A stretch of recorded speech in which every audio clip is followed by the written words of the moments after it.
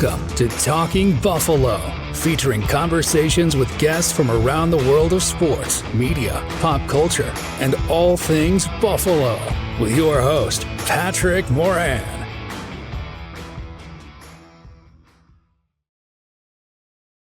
All right, what is going on, everybody? How you doing? Welcome to another episode of Talking Buffalo, your weekday daily driver for Buffalo sports talk and more. Today's episode is presented by Golf Dojo. Your space, your time, your game. Bring your game to Golf Dojo, Western New York's best indoor golf experience. Visit mygolfdojo.com. Welcome, everyone, to this episode. A big thank you, as always, to everyone out there for following, for subscribing. I appreciate y'all very much. Today is what's become our weekly Podbag episode. This is the episode where you, the consumer, control the narrative, the topics of this show, your questions, your comments, your takes. I'm going to read some of them off today and respond to them. Most of them, as usual, of course, are Buffalo Bills related. Anyway, it's good to be with you. It is, by the way, as we get started here, hot as hell. A complete 180 from last week, where it was like borderline still like fall kind of weather, a little bit cold last week. That is not the case here in Buffalo. I'm recording this somewhere around dinner time on Tuesday for a Wednesday podcast drop. And holy shit, man, is it hot. I got the air cranked here in this house. But I'll tell you what, that's not a complaint. That is not a complaint. You can't have it both ways. You cannot cry, bitch, and moan when it's freezing outside, when there's a foot of snow, when it's windy as hell out. You can't complain about that and bitch about that, which I do all the time. Everyone, if you know me personally, in real life, through the podcast, you know I'm a little bitch when it comes to being cold. Do not like it, but you cannot complain about the cold and then turn around and also complain that it's too damn hot in the summertime. Choose a side. And I choose to be hot. Would I prefer it to be about 10 to 15 degrees cooler, less humidity? Of course. But this is the lesser of two evils. Give me 365 days of heat before 365 days of freezing your ass off and potentially hazardous driving conditions because there's a goddamn foot of snow and wind blowing all over the place. So anyway, it's good to feel Buffalo summer here, kind of feel a little bit more alive now, finally. I love it. I really do. Anyway, before we dive into one other piece of actual potential news, I don't want to say news now because it's not news yet. Maybe we'll see in the coming days or over the next couple of weeks or so, but it has been, well, at this point, reported, and this is regarding the Buffalo Sabres, because I don't have any Sabres stuff here in this week's pod bag, but it's been reported, and I heard Elliot Friedman talk about it specifically, that there is now a possibility that the Buffalo Sabres ultimately end up buying out Jeff Skinner. And I think that is fascinating, and for a lot of reasons, but one of them, most prominently in regards to this podcast specifically, is my guy Tone Pucks. He hasn't been on in a while. He's been really busy, summer baseball, kids, stuff like that, but he's been on the show many, many times. We usually tape on Wednesday nights, and he was adamant. No one I know out there, nobody has been more adamant that the Sabres should buy out Jeff Skinner and that the Sabres will buy out Jeff Skinner. And with all due respect to many reputable hockey media people out there that I've talked to, that I've asked directly, who have told me there's no chance, in many cases they've reported this publicly, there ain't no chance that the Sabres are going to buy out Jeff Skinner this year, maybe next year. Tone has pounded the table on the show time and time again. That is going to happen. And I'm going to save, I got a specific clip that I'm going to drop. We'll see what happens if Jeff ends up getting bought out. But if he does, I'll tell you what, man, much respect to my guy Tone Pucks, because he's been calling this shit now for not even just, I would say, over the last couple of weeks. He's been calling it for a couple months, essentially since the season ended. We'll see how that plays out, but potentially some pretty big news there on the Buffalo Sabres front. All right, I don't want this to be a particularly long show, and I got some really good stuff to dive into, some submissions. And I'll remind you, like I do at the beginning of all these, if you want your comment, your question, your take featured on our weekly pod bag, you could do it one of four ways. You can either go on the Talking Buffalo YouTube channel. I don't want to say almost all of our full-length episodes are also available on the video side on YouTube. You can simply go to any episode and leave a comment. I go and check those daily. I pull some good ones for the show.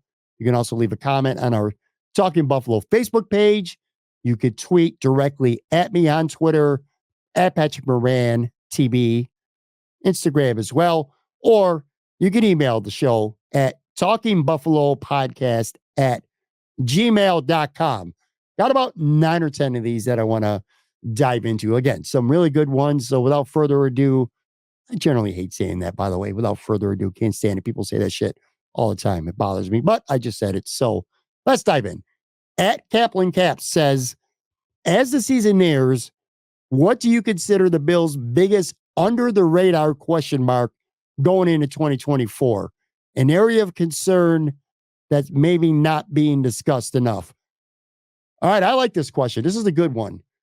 And you're saying under the radar. I don't know if it's completely under the radar, so to speak, but when it comes to Bills question marks, whether it's nationally and even on a lot of levels locally with media fans and content creators, I would say the obvious question is, what will the Bills offense look like without Stefon Diggs this year? I think that is a big, much talked about question. I would say the offensive line, how it looks without Mitch Morse, Connor McGovern being the center this year. That's something that's been talked about a lot. I would say the other big thing besides Stefon Diggs, maybe the next biggest thing is just all of the veteran leaders from last year that are gone. And there's a lot. And you know the cast by now. Jordan Poyer. For the time being, at least Micah Hyde. Don't know that that's permanent yet. Trey White. Mitch Morse. Of course, Stefon Diggs. Gabe Davis, who was a team captain. The Bills lost a lot of veteran leadership.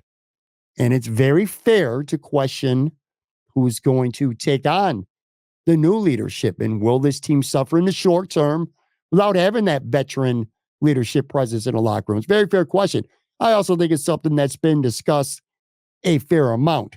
So to answer the question directly, and again, I'm going to preface this by saying I don't know that it's 100% under the radar, but compared to what we just talked about, I would say the pass rush. Will the pass rush be good enough to be able to get after Patrick Mahomes and Joe Burrow, Lamar Jackson, CJ Stroud, maybe Trevor Lawrence, maybe Tua for all we know? When push comes to shove and late in the season and potentially a division or maybe even the playoffs are on the line, maybe a number one seed, who knows, or in the playoffs itself, do the Bills have enough at edge rusher to be able to positively affect a football game? I think right now that's probably, to me at least anyway, the most under the radar question. You go down this roster right now, and they lost from last year, Leonard Floyd. Leonard Floyd was, by and large, their best pass rusher last year. A great late offseason free agent pickup by Brandon Beane. He led the team in sacks with 10.5, although he only had one sack over the last 8 games, including the playoffs. Anyway, he's off to San Francisco now. And the Bills, in terms of an established guy, really didn't do too much this offseason. So you are left with question marks. And obviously at the very top of that list is Von Miller. 2023 Von Miller, who came back in week 4 in London against Jacksonville, and that we saw through the rest of certainly the regular season, was garbage. And don't even really blame him so much at this point. That's more to me of an organizational failure. The guy was clearly not ready to play at a high NFL level. And looking back now with the power of hindsight, being an armchair quarterback, he was brought back Far too early. Anyway, Von Miller, useless last year. Came alive a little bit in the playoffs, though. I've said it many times. I'll say it again. I thought in the divisional round loss to Kansas City, I thought Von Miller was the best pass rusher on the team. And I really don't consider that an endorsement of Von Miller as much as I consider it an indictment of the other guys. But anyway, very big question marks about Von Miller. With a full year now plus of, now he had action last year. He got his feet wet. He should be fully 100% right now. Are we going to see the Von Miller that the Bills signed 2 years ago, who had like 8.5 sacks before he tore his ACL on Thanksgiving Day in Detroit? Is that the Von Miller we're going to see? Or are we going to see Von Miller from last year? For the Bills' sake, you better hope it's the former. Because again, did not make at least a big move in free agency, did not address edge rusher in the draft literally whatsoever until the 5th round. Javon Solomon, a guy who maybe down the road is going to give you something nice, but you cannot expect him to do anything as a rookie here, a raw rookie too, in 2024. So Von Miller, a huge question mark, and the Bills absolutely need him to be, he's not going to be Von Miller from 5 years ago. That's dead and gone. But Von Miller, a guy who can get you 8 maybe 11 sacks. And more importantly, not even the amount of sacks, but when they come. The fourth quarter of a big game when the Bills defense needs a stop to put the game away. That's why Brandon Beane gave Von Miller a Brinks truck worth of money a couple of years ago. It's not because of how many sacks he would get for the Bills. It's because when they would come. What big moments of the game would they come? They need that Von Miller badly right now, okay? Because you look at the rest of the ends, A.J. Epinesa resigns. I've been very clear about it. I like A.J. Epinesa. I thought that was a good move by Brandon Beane to bring him back. That said, high floor, semi-low ceiling type player. He's never had more than 6.5 sacks in a season for the Bills. He has never played like 50% or more of the snaps, which may change this year. So we'll see what comes of that. But A.J. Epinesa, again, high floor, maybe low ceiling kind of guy, but he's got question marks. If you're dependent on him to be a guy who's going to get you 9 to 12 sacks, I don't know that you could do that. Dwayne Smoot is their pickup, coming off an Achilles injury. He was pretty damn good with Jacksonville for a handful of years. Tore his Achilles, came back last year and was garbage. That's something that the Bills have become accustomed to, by the way. Major injuries, come back, not the same player in year one. We saw it with Trey White a couple years ago. We saw it with Von Miller last year.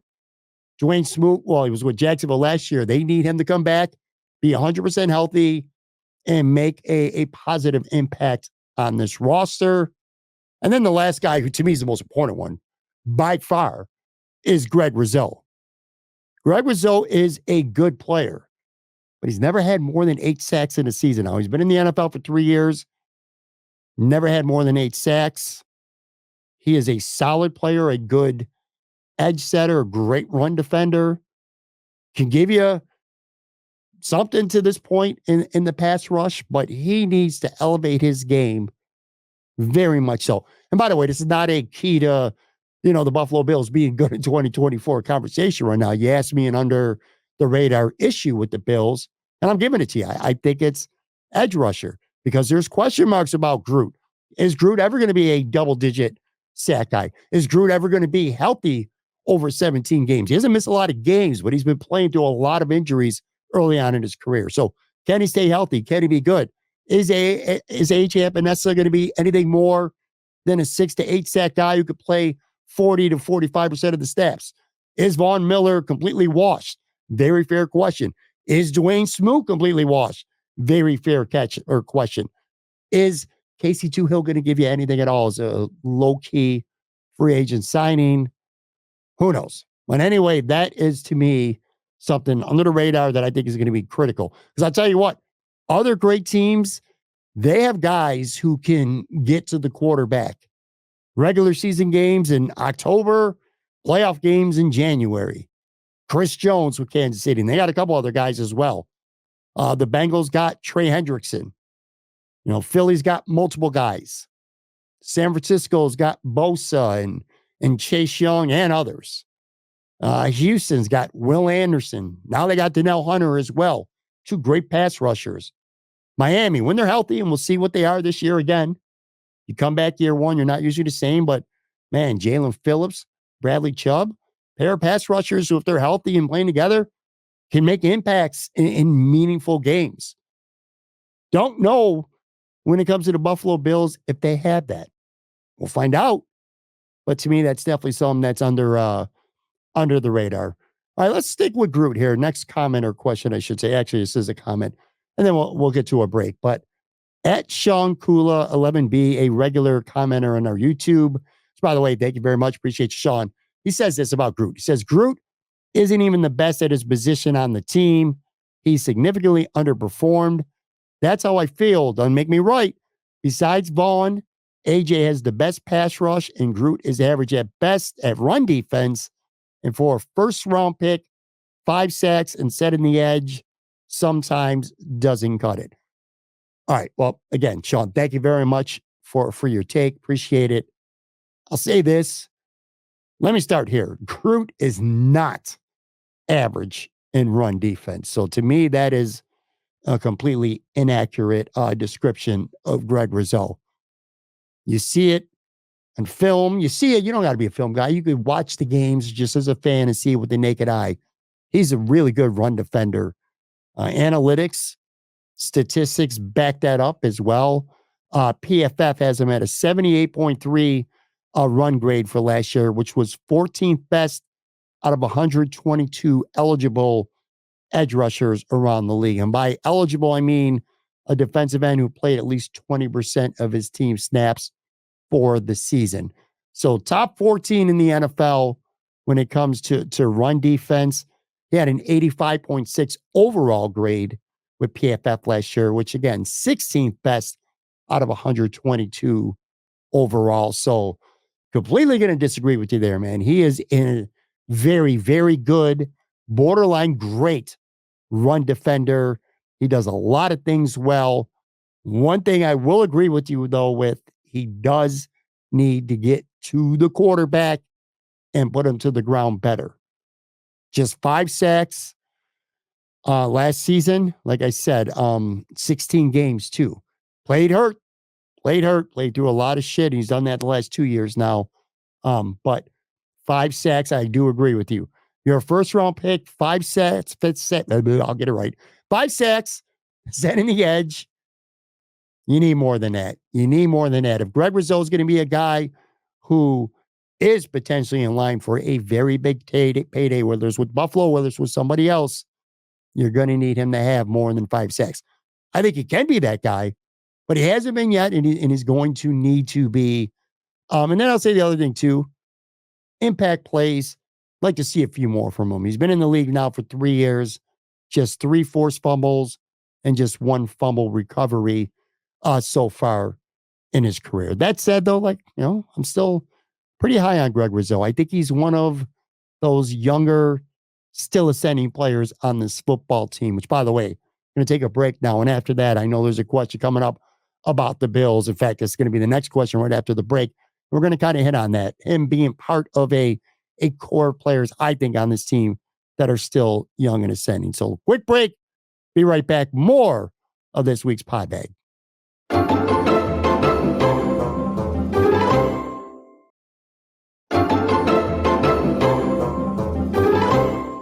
All right, we are back here with this week's Podbag. Stumbled into the break, man. Maybe the heat outside is getting to me a little bit, falling all over myself, trying to get coherent sentences to fall aimlessly from my mouth. But anyway, let's continue here. At Plastic Platinum 9 says, from the day last season ended with a playoff home loss to Kansas City to as you stand today, do you think the Bills are better or worse right now? All right. Well, thank you for the question, Plastic Platinum 9. And it's a good question, and it's a fair question. And my honest to God answer is It's tough. It is tough to answer. I know I'm kind of taking a cop out here, but it truly is to be determined. It truly is. And it kind of depends which way you look at it. Because in a way, it is like paper versus reality. And if that makes any sense to you, what I'm saying is this: on paper, to the naked eye, no, the Buffalo Bills do not have a better football team than they did last year. No.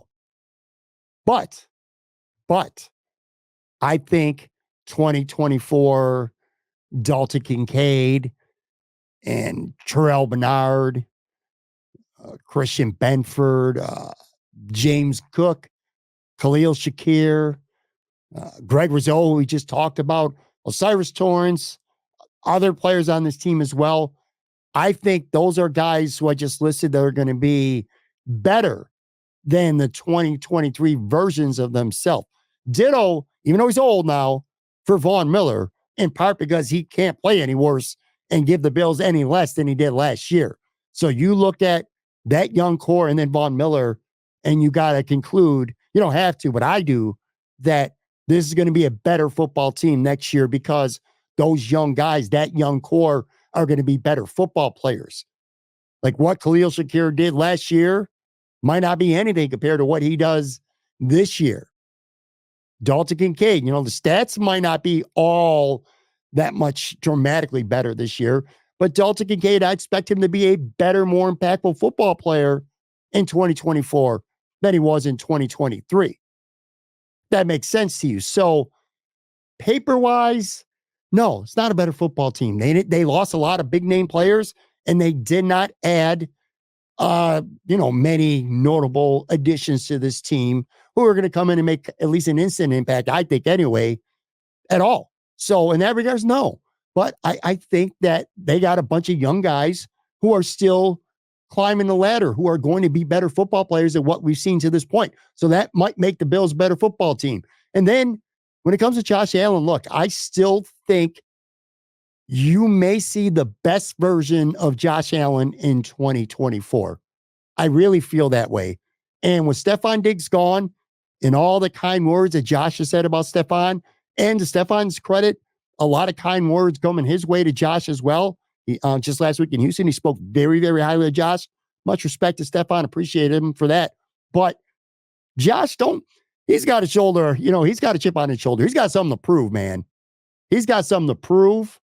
And I think he's going to set out to do that this year. I think Josh is going to play probably with a bigger chip on his shoulder than he ever has in his career. He's been in the league now for another year. He has seen more things. He has a better idea of what it takes to get the job done. Maybe better chemistry in the offense, maybe more balanced offense and not one, lion's share to have to feed all the time. That might make Josh Allen a better quarterback overall.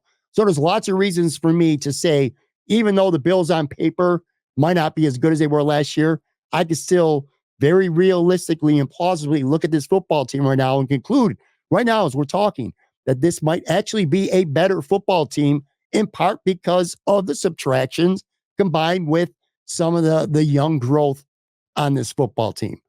At Froman Knows 19A, great job on Eric Wood's show. Agree with your take about Elmo's being a controversial choice for your Wings Mount Rushmore. It's great to see Eric doing so well and thriving after having to retire from football before he wanted. Thank you very much for that, Froman. And thank you. It was a great, great honor to do Eric Wood's podcast. Centered on Buffalo last week, which, by the way, I was a guest. If you didn't know that, if you have not watched or listened to it, go check it out. Centered on Buffalo, Eric Wood's show. Always a fantastic show. Big, big honor for me. I'm not going to lie, man. It was really, really cool. I've gotten to a point where I've had, I'll put the guests that come on this show through the years up against anybody. And I'm not being cocky. I'm just keeping it real. I've been fortunate and blessed and worked hard to get an amazing cast of guests that have been on this show over the last 6 years. And again, I'll put them up against anybody's show, but I don't get the opportunity to go on other people's shows that often. And I think in part it's because a lot of the other podcast host, content creators out there kind of regard me as more of a host than a Buffalo Bills analyst. And that's fair. I completely could see that side. So anyway, I don't get an opportunity or asked to go on a show. So for when he reached out to me and asked me to be on, honestly, it was a huge, huge thrill. And I'll tell you a quick little side note too. After the show, his producer reached out to me, and Prime is a sponsor of his show, and they got my information. And lo and behold, like 3 days later, a couple cases of Prime arrived to the house. So that was really cool on them. But anyway, yeah, thank you for that. As far as Elmo's, I said it was a controversial take, them being in my Mount Rushmore wings. And I said that because their medium hot traditional wings are good, very good, but I don't think they're among the couple best in Western New York. But their signature wing, their Cajun or their medium or hot Cajun double dip, or honey mustard double dip, there's not a better wing in Buffalo. It's the best wing in Buffalo, period. And there's a lot of great signature wings, a lot of places, a lot of great signature wings, but none of them are better than Elmo's. So I could not have them in my Mount Rushmore for that alone. As far as Eric, look, man, dude's great. He is. I'm so happy for him. He's made to be in the NFL, which he did at a very high level for 9 years, but he's made to do what he's doing right now. He's made to be in an NFL broadcast booth. And he's doing a great job, and he's gotten better every single year. You know, I remember having him on the podcast, and he's been on the podcast from year one. You know, I'm in year 6 now, going in 6.5 years of the show. Had him on in the first 6 months. I think it was like maybe episode 40. I had him on. He was freshly retired. He wasn't even in broadcasting yet. Then I remember having him on a year into his gigs, a broadcast. In fact, he was on CBS College before he started working for the Bills. And he's just progressively gotten better every single year. Love listening to his takes about football. I love hearing him describe games. And he's just a genuinely good dude too. He truly, truly is. Not trying to throw shade at any athletes out there, but there are plenty of them, I'm not naming names, but I'll just say there's plenty of them who, when the camera's on, when the tape recorder's in their face, they're great. And when the camera goes off, the tape recorder goes off, not the same people. Not the same. Eric definitely is a really good dude. All right, a couple more here, then we're going to get out. At Caitlin Clark Stan 99. Not going to lie, I was pretty surprised to hear on your show that Tyler Dunne actually sat down with Sean McDermott for a personal conversation. I give Sean a lot of credit. Thank you for that very much, Caitlin Clark Stan. A lot of those out there nowadays. Yeah, look, I've been singing Tyler Dunne's praises forever, man. That's my guy. He's I think, honestly, one of the very best sports journalists in the world. And I truly mean that. I really, truly do. I've always given him credit. I love the fact that he's unafraid to tell stories his way, that he's not afraid to be critical. I think there are a lot of writers out there, I don't blame them. He says the same thing. He don't blame them either, but there's a lot of writers out there that got comfortable gigs right now, and they don't want to put their feet into those fires. They got good relationships with media relations and PR people on the team, players, coaches, good jobs, and they don't really want to put any other in jeopardy by telling very controversial stories. That's fair, but Tyler's not that dude, man. You know, and that's part of the reason why I love him being an independent journalist and starting his own thing with Go Long TD. He can tell stories the way that he wants to tell them, and respect the hell out of him. But to your point, yeah, man, I give Sean McDermott an awful lot of credit. I really do. Tell you what, I give the Buffalo Bills a lot of credit. I really do. Sean for meeting with him at the combine, and from my understanding, and I think I'm all right to say this, not going to give any specific details, but I know that Sean is actually the one who reached out to Tyler and wanted to sit down with him and have them get to know each other a little bit and kind of give Tyler a chance to understand from Sean's perspective what he does and where he's coming from. And Tyler was very receptive to that, and ultimately it culminated with them getting together. I think that's great.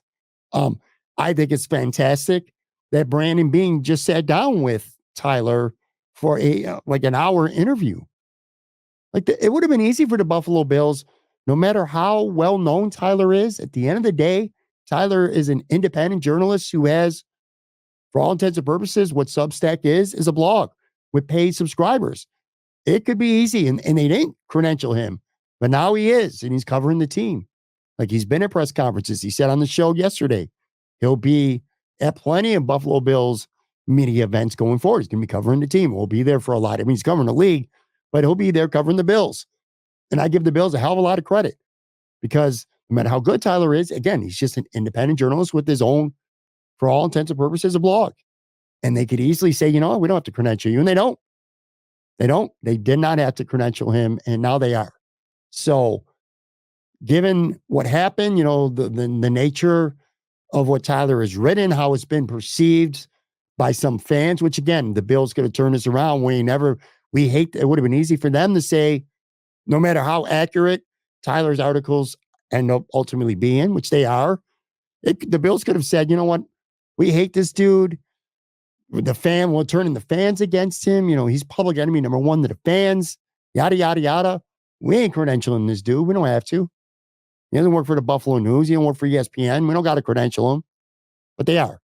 And the head coach is meeting with him privately, personally. You know, it was the first story. And the general manager is sitting down with him to have a long conversation for a feature story. So I give the Bills a hell of a lot of credit for that. A few more here. This was not a question. At Sweet Spike, Ty Dunn is a goober. That's the whole take there. 4 words. Ty Dunn is a goober. That's funny, man. I'll let you have that, buddy. I'll let you have that, Sweet Spike. At GrowGirl87, if your life depended on making the 2024 NFL MVP call correctly here in mid-June, who you got? How could you not say Patrick Mahomes if your life depends on it? I don't want to. I want to say CJ Stroud. You know, kind of, I don't want to say, maybe not completely bold, but boldish. He's got all the weapons. Threw for, what did he do, for like 4,100 yards last year, 23 touchdowns, just 5 picks. Houston's going to be really good. Tank Dell's going to be better. Nico Collins, Dalton Schultz. Picked up some dude named Stefon Diggs. Got Joe Mixon in the backfield. Houston's legit. And they're probably going to win their division. They're probably going to have a very good record. CJ Stroud is probably going to put up some really big numbers. CJ Stroud does not throw a lot of interceptions, only 5 last year. So I really want to say CJ Stroud. But man, you're telling me my life literally depends on getting it right. I cannot not take the best player in the world right now, and that would be Patrick Mahomes. All right, this is a long one. At Mr. Ghostface 85. To respond to Joe from Queens' comment, and he's referring, by the way, to a podcast episode from about a week or so ago. Joe made a Dak Prescott semi-favorable comparison to Josh Allen. Anyway, to respond to Joe from Queens' comment, Dak Prescott posting similar stats to Josh Allen is par for the course. However, not all stats are created equal. Dak consistently runs up the score on bad teams and pads his stats. Of his 36 touchdowns, 16 came from 4 games against the lowly Giants, Commanders twice, and an injured Rams team with Stafford being out in the second quarter. His, air quotes here, impressive stats against bad teams as well as prevent defenses from good teams are why sports analysts are always befuddled every year when he plays playoff teams and looks lost. One of his only 2 playoff wins came against a Bucs team that got into the playoffs with a losing record. In respect to the final game of the season, Bills versus Dolphins, that game was more of a referendum on the Bills than the Dolphins. The Bills played down to their opponent, just like the Chiefs did against the Broncos and Raiders. If the Dolphins were so good that they kept it close despite their injuries on defense, then the Chargers, with their backup quarterback, were just as good when they kept it close with the Bills the week before. Let's not forget the Bills boat raced the Dolphins with Dorsey calling the plays early in the season. The Dolphins are the Cowboys of the AFC. Other than these two opinions, I tend to agree with many of your points. Joe from Queens, in the realm of sports, make sure to write that specifically, he did. It's nice having you and Mr. Moran clash on the podcast. All right, man, I really appreciate you taking the time to write an extended comment like that. I really do. I'm with you on the Dak stuff. I think Joe's crazy for even putting that comparison out there. And I've said that on the show, and I've told him in our own conversations a million times. I called Dak Prescott the A-Rod of the NFL, minus 2009, because in 2009, Alex Rodriguez put the Yankees on his back and carried him to a World Series championship. But other than that, throughout his career, A-Rod was the king of empty stats. Impressive stats. You look at him, you're like, holy shit, so good. But you know what? Again, he would go 3 for 4 with a home run and 4 RBIs in 92 victories. Or he would have, 2 for 3 with a pair of home runs and an 8-3 loss. That's just the kind of player I always perceived him as, a stat guy, but never really so much when it mattered. Kind of feel the same way about Dak. And a lot of your stats that you threw out there, which, by the way, I say it all the time, you could send in stats. I ain't fact checking. So if it's wrong, yell at that dude, not me. Anyway, yeah. So I agree with you with Dak. I agree with you about the Cowboys of the AFC comment too in regards to Miami. I really do. Miami is like that. Miami boat races, you use that term. They boat race shitty teams. They look really good early and they kind of fall apart late and ultimately losing the playoffs. But I'll say this. If I want to put on a optimistic Miami point of view here, and I'll, be unbiased, and I will. Just like Dallas, when it comes to Miami, the talent is there. And it feels like one of these years, sooner or later, and from a Buffalo side, you hope it's much later, it's going to all come together, man. It's going to come to fruition with the Miami Dolphins. Hasn't happened yet. And if you're a Bills fan, obviously you hope that it doesn't. But anyway, thank you for that take. And I agree with you so much about Dak Prescott. At Seth 101 HVST. Hot take. Bills sweep the divisional games this coming season. Remember, you heard it here first. Well, tell you what, Seth, that is a piping hot take. One I don't agree with, which makes it, I guess, probably a hot take. And tell you what, if they sweep the AFC East, I will remember this. I will bookmark it. I will come back and I will give you the credit that you will richly deserve. All right, last one here. Not football stuff too. At Vinman Stroud says, you said that the old pink wasn't ever your spot. What were your spots? All right, he's referring to, thank you, Vinman. He's referring to, on yesterday's show, I had Tyler Dunn on. And at the beginning, we were kind of talking about the old pink and how I never really went there more than maybe a couple times in my life. And Tyler, who is from Western New York, but was not born and raised in Buffalo, same. Only been there a couple times. So it wasn't really a spot that either of us were known to go to. That said, an incredibly popular spot. If you don't know, it burned down in a fire overnight a couple nights ago. They had a visual, which, by the way, I get it. And look, let people do what they want. And I have emotional attachments to places too that would probably move me to emotions similar to how some people out there feel about the old pink. So I can, honest to God, I can relate to that. But a vigil, kind of seems like a lot. Hundreds, I think hundreds of people, certainly dozens of people were there picking up bricks and keeping little, pieces of the old pink for themselves. Again, let people mourn the way they want to mourn. I get it. But anyway, to your point, you asked me what were my spots. Kind of two-tiered, I guess. Like my growing up, teenage, underage drinking into my 20 years. Coles and Good Bar. So I grew up on the west side, by the way, if you didn't know that. So I grew up on the west side of Buffalo, went to Lafayette High School. Shout out Lafayette Purple Violets. Generals, if you were playing on the Lafayette hockey team. But anyway, that's where I grew up. Coles and Good Bar, Elman and Forest, 4.5 blocks from my house, where I always wanted to go. Would have to get lucky to get in. You'd have to know somebody back in the days of the chalked ID, and they'd just give you a little glance. Didn't really do that often. We tried a couple times, got in a couple times. So anyway, Coles and Good Bar in Elmwood.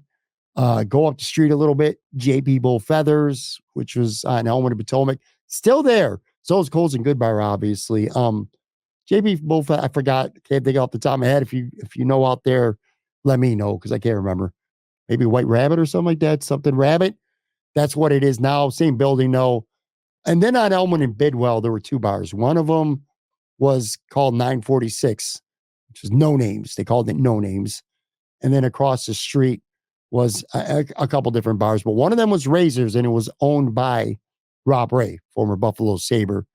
No Names was the spot. I remember that. All the Guidos from the West Side, big dude, punk ass dudes, and it was always something. But I always wanted to be part of that scene, but I was a couple of years too young. Also near Buff State, Reagan's was a very popular bar. I remember well. Club One, which is actually it's on Letchworth off Grant Street, that I bartended at just down the street, actually, from where Reagan's used to be. I don't think any of them or either of them are in existence anymore. So those were my bars that I would have emotional attachments, so to speak, maybe coming up. Recent years, I really don't. I truly don't have one. But if I had to pick like one or two, Vinny's on Clinton Street in was that West Seneca? Yeah, it's in West Seneca. Probably my favorite spot. 3 for $5. Well, it was 3 for $5. Now it's 3 for $6. Still an incredible deal though. But Vinny's was a very one of my favorite destinations. And then I'd say in recent years, Rusty Buffalo, which is on Center Road in West Seneca. Shout out to them. Probably the other bar that I go to as much. But I'll say this, man, there's no bar, no bar that I frequented as a patron that I have even remotely the type of connection that a lot of old Pink fans have. And it's been pretty fascinating. And I'm not being condescending. I'm being sincere here. It's been pretty fascinating to see people react to it over the last couple of days. But anyway, all right, that's going to do it for this episode. Want to thank you again, as always, for watching, for listening. I really, truly do appreciate you very, very much. Not sure what we're doing with Thursday's show yet, but I will tell you, Friday's show, Sarah Holland from Channel 4 sports anchor and reporter, she's going to be with me. We're actually recording a show live Wednesday afternoon from Imperial Pizza. So look for that on Friday. And again, I'll be back with a new show tomorrow. Talk to you guys then.